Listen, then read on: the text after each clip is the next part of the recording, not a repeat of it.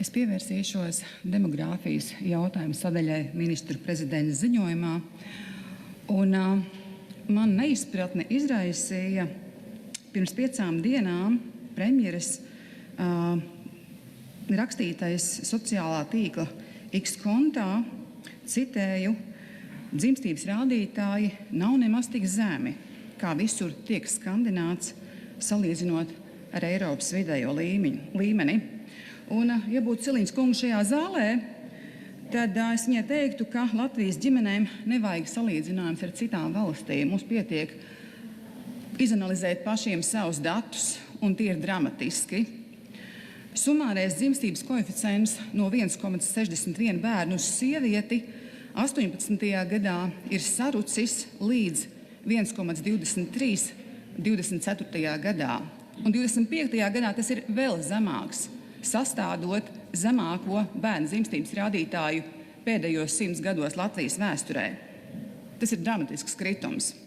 Tas ir trauksmes signāls visai valstī. Un, kolēģi, tie nav tikai cipari, tā ir mūsu valsts nākotne.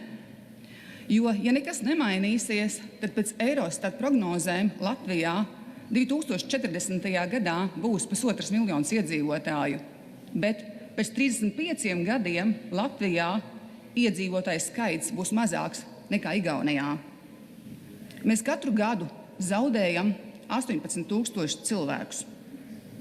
Tā ir vesela pilsēta, kas katru gadu pazūd no Latvijas kartes. Katru gadu. Tāda kā Kuldīga, tāda kā Olaine. Un tas vairs nav demogrāfijas jautājums. Tas ir valsts izdzīvošanas jautājums.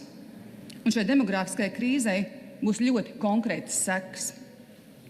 Pirms 30 gadiem vienu pensionāru Latvijā uzturēja gandrīz 6 strādājošie.